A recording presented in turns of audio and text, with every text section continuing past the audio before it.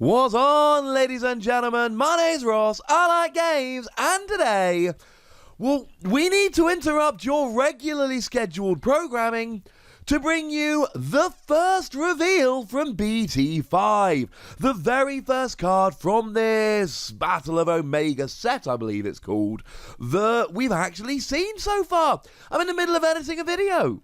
I've got other Digimon videos which are recorded and need editing later. But what am I going to do? We've seen our very first reveal from the new set. It is Hexeblaumon that we've not seen before. What am I going to do? Not go straight in and make a video the second I've seen it? That, ladies and gentlemen, does not sound like me. So, there's a lot of excitement. It is the first card from a new set. Is it actually any good? Is it worth getting excited about? Well, let's have a gander, shall we? Shout out to the lovely Jason Snowjacks on the Facebook group for the translation, obviously. And what we've got here is a 12 cost to play normally, 3 cost to Digivolve, 11,000 power, which makes it just a tad rubbish stats-wise, because we would expect a level 6 to have 11,000. So it's 1 more expensive to play normally than we would expect. Having said that, are we really going to play it normally? Yeah, it depends if it's got any play skills, really, doesn't it? It doesn't. And what we've got here is a couple of different things. First of all, when you are attacking, discard 2 evolution sources from the bottom of one of your opponent's Digimon. Then, if your opponent has any Digimon with no evolution sources, this Digimon gets jamming for the turn.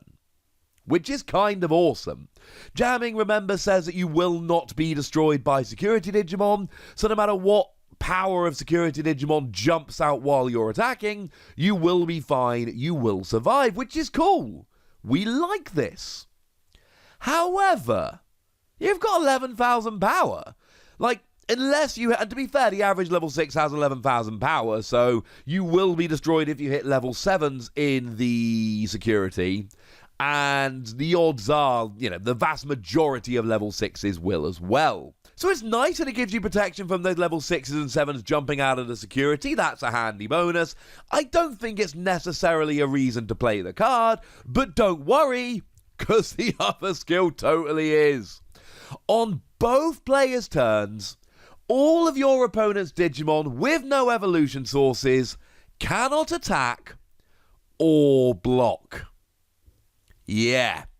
It feels like this has been what Blue has been building up to the entire time. Since we saw Blue in the starter deck, and I'm going to give you a whole bunch of examples in a minute, we have seen Blue Digimon that either discard Digivolution sources or take advantage of your opponent having no Digivolution sources. But none of them have quite gone here. This literally, you can still use skills, alright? Any Digiverse skills, whatever. You can still use skills here. But outside of skills, you are turning off Digimon with no Digivolution sources. Anything that has no Digivolution sources cannot attack or block.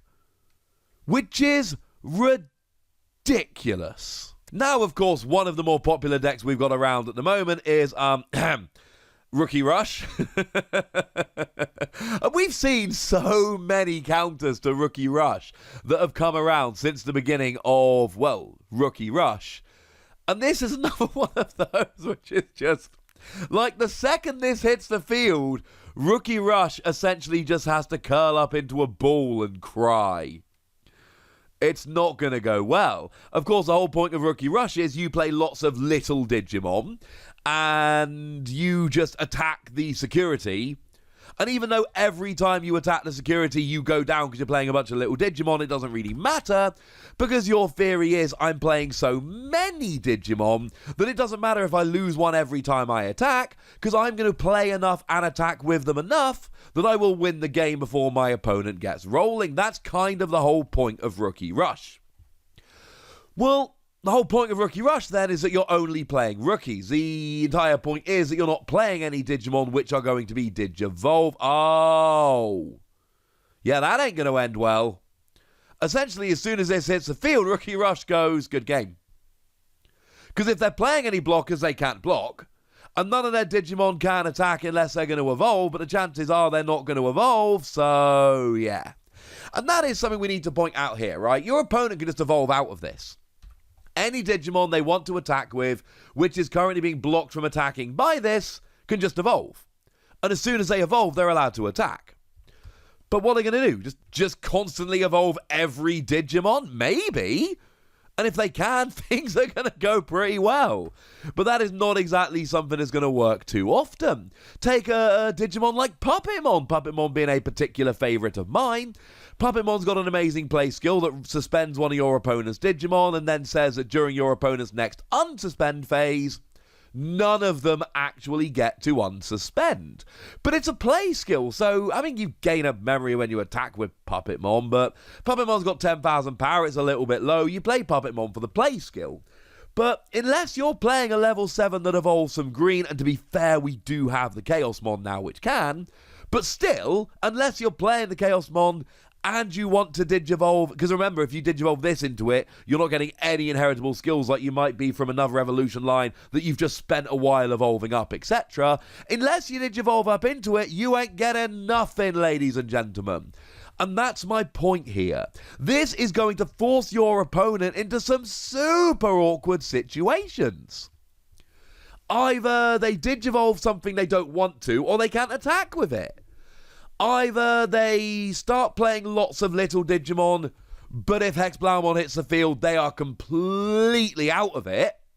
Or they Digivolve up so this doesn't hurt them, but then they're playing fewer Digimon than they actually want to play because they've got to play defensively to try and stop this, and that's basically the entire point of this card.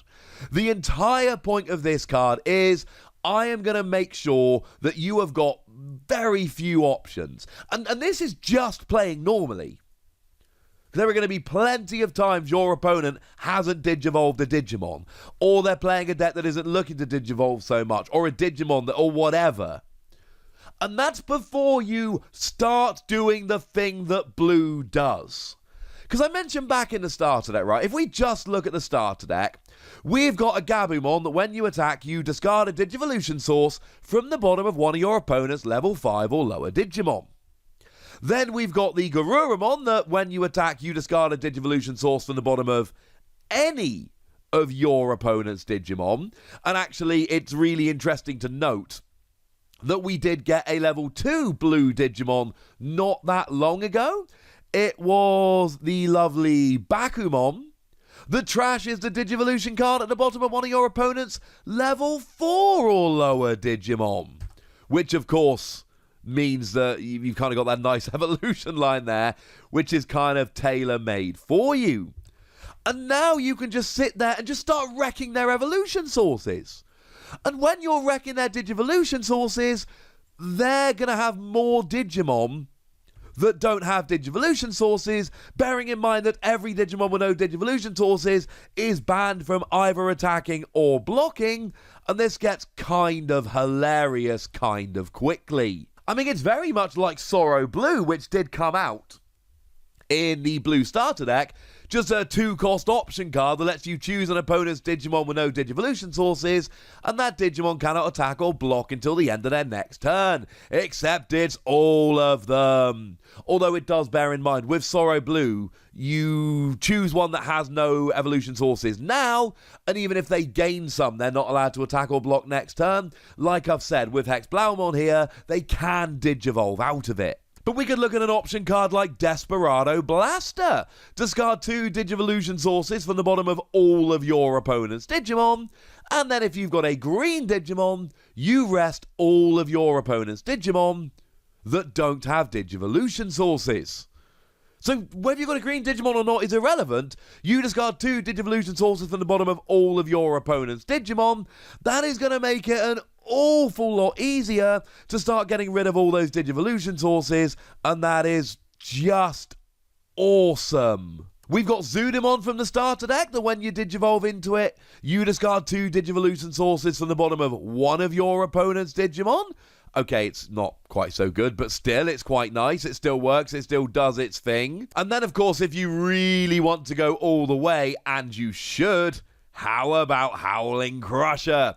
trash all Digivolution sources from all of your opponent's Digimon. It's a 7-cost card, but I feel extremely confident in saying that if you've got HexBlaumon on the field, you are more than willing to spend 7 memory playing this card, given that the card might as well read, turn off all of your opponent's Digimon until they Digivolve up. Bearing in mind, if they're level 6 or 7 Digimon, or level 6 if they're not playing level 7, it's going to be difficult / impossible for your opponent to actually be able to Digivolve them. They might literally not have the cards that they need to Digivolve, which is going to be hilarious for you. Less hilarious for your opponent. And the thing we need to bear in mind here is, it's not like this is the end of the story. It's not like we've seen every blue card we're ever going to have. And given that one of the main things that blue does is discard Digivolution sources, I feel fairly confident saying we've not seen the last blue card that discards Digivolution sources that we're ever going to see. And that's what makes this so interesting here. It's not just the cards we've got now, though I have given you a bunch of examples of ones that will work very nicely indeed. It is all of the cards that we are going to have along these lines in the future that is going to make this so much fun. I don't think this is the kind of level 6 blue that you can just whack in any deck and just assume you're going to win. Although, to be clear, playing it randomly will still work sometimes very nicely. And don't forget, that skill, the first one, will still discard 2 evolution sources from one of your opponent's Digimon every time you attack. So that is going to help very nicely indeed. But if you build a deck around this properly, you can make a super oppressive deck where even if they're trying to evolve up all of their Digimon, it might well all be in vain. This is a good one, ladies and gentlemen. This is a very good one. And since we're on set 5, I'm going to start giving WotC scores here, and I think we started with a good one. I'm giving this 5 WotCs. I think we can build around this, and I think we can make a deck which is going to be super powerful. And it might not be the best deck in the format, I don't know. We're going to have to wait and see. But this effect alone, even if we ignore the first skill, which is still a very good skill, this second skill that just stops all of your opponent's Digimon blocking or attacking if they've got no Digivolution sources, yeah, this sounds pretty good to me. Maybe it's my first WotC skill and I'm getting too over the top excited and I don't really care. But I'd like to know what you think. So let me know in the comment section, would ya? Go nuts! Be nice. And then make sure you like this video, subscribe to this channel, follow me on Twitter at TheWotC. That's where we talk Digimon and a whole bunch of other card games. And please do consider checking out patreon.com/PTCGradio, where you can support the channel, get some bonus podcasts and all kinds of fun things. But by far the most important thing as always, look after yourselves till next time, would ya? Thank you very much for watching. My name's Ross, and you've been watching WotC Plays.